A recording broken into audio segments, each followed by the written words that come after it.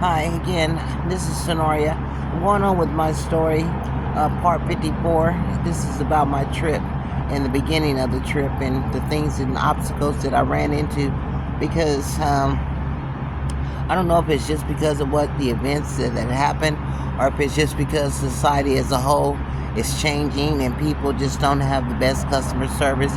And there's other times that you do have people who really do care, so I can't act like the whole world is at flawed because they're not. But anyway, so I ended up giving her documents, showing her everything, so she gave me back my stuff and I left and go to check out because again this airplane, the ride is about, the airline is fitting to leave real soon and I still have to go through TSA.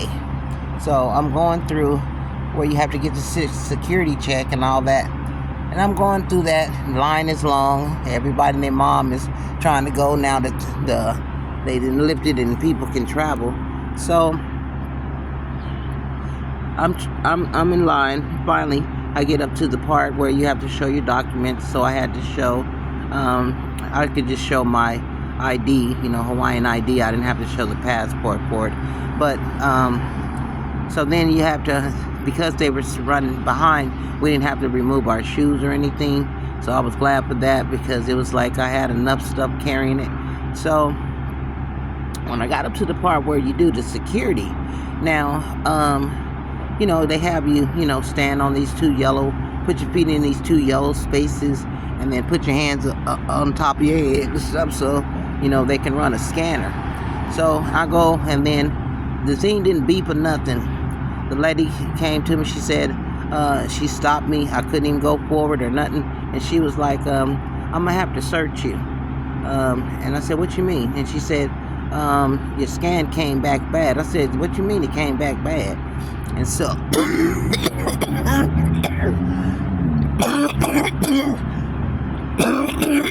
she said, look behind you. And I look behind me and I see this profile, a picture, it's like black and white or whatever. And then it had this big square down at the lower region. And I was like, oh, I'm not transporting nothing. I'm not doing nothing. And then she said, I'm going to have to search you. Do you want to do this in private or you want to do it here? And I said, well, I'd rather do it in private because, I got on a diaper. And I know y'all be saying, oh my God. But yeah, so no, I wasn't, wanting everybody to see. I said, but no, just go ahead because I'm running late anyway. So I went to go lift up my dress. Don't do that. I'll call the cops on you. Don't you do that. She was howling like a militant. And I was saying, oh, but it's okay if you feel on me and rub on me and do all that. That's not invasion. I should be able to call the cops because I feel like you're coupling me for no reason. And so she said, well, I'm just doing my job. And so I told her, I said, the reason that it looked that way is because while I was standing in line, I peed, and so the diaper is wet. And so she just looked like she was shocked. But again, rub your hand on down there if you want to. She's ran into that plastic and heard that squeaky to squeak squeak. And she knew then, okay, now do you want me to take it off and you want to examine the pee or everything, because by now I'm being sarcastic because I'm running late and I ain't got time for all this. You can go. Then, oh no, wait, hold on. I need you to remove your shoes too. Now, mind you, while I was standing up there pissing in this line, I didn't have to use this thing, so now it's running down my legs. It's past the Pamper Girl. It's running down my legs. It then ran into my shoes, and they squish. It wasn't making no, like footprints or nothing, but yeah, it got down in the shoe. I was like, I'm gonna have to wash these shoes out. They some baby dolls. So, let's see, that's them right there, baby dolls. So, squeak, squeak, squeak. So you gotta take off my shoes. Yeah, that's protocol. And when we have to do a search, then we have to take off the shoes too. I said, well, they wet, because like I said, I just pissed on myself, and I have a pamper, but I didn't have to use it twice now because I've been in the line so long. So anyway, she took them. I don't know where the fuck she took them to, and now I'm standing here with my feet on the floor. And then the guy's telling me, hey, you got whose is this? And he's holding up my pack, and I'm like, it's mine. And then he's like, you have a laptop in there or tablet or something.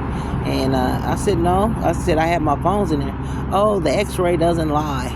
Come to find out, I did have I had my tablet in there. And I said, oh, I had totally forgot about it. I'm so sorry.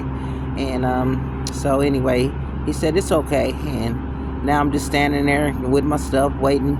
I didn't put my stuff in the little bucket. Now I'm waiting. I ain't got no shoes. And they said, are you waiting on something? Yeah, my shoes. Dorothy needs her shoes. Click, click. I can't go nowhere without my shoes. So anyway, they was trying to see where they went with the shoes. Oh, they'll be right here with them. Okay, well, see, again, now I'm being delayed because I got to wait for y'all to run the shoes and see what kind of material it is. It's piss. That's what it is. It's piss. And then I need to catch this flight.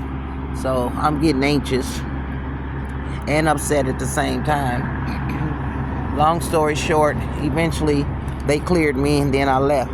Then I got going up the escalator and realized I didn't have my pack, my strap that goes around my shoulder strap. So now I got to go all the way back downstairs. I left my carry-on upstairs and came back down the escalator.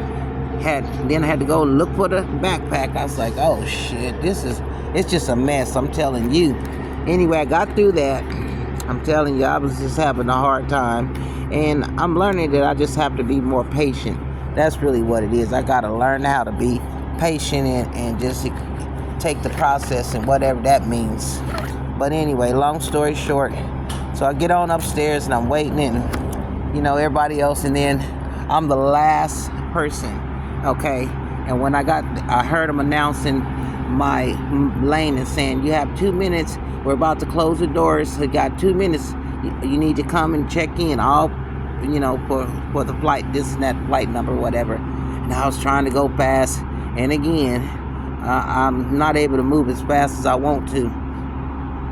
Thank God I got there in time. They had closed, there wasn't nobody in line. They had to move the little bar thing so I can go by it. And they said, Miss Williams. I said, yeah, that's me. And they was like, oh, okay. And then they said, okay, she's here. And I was like, thank you, Jesus.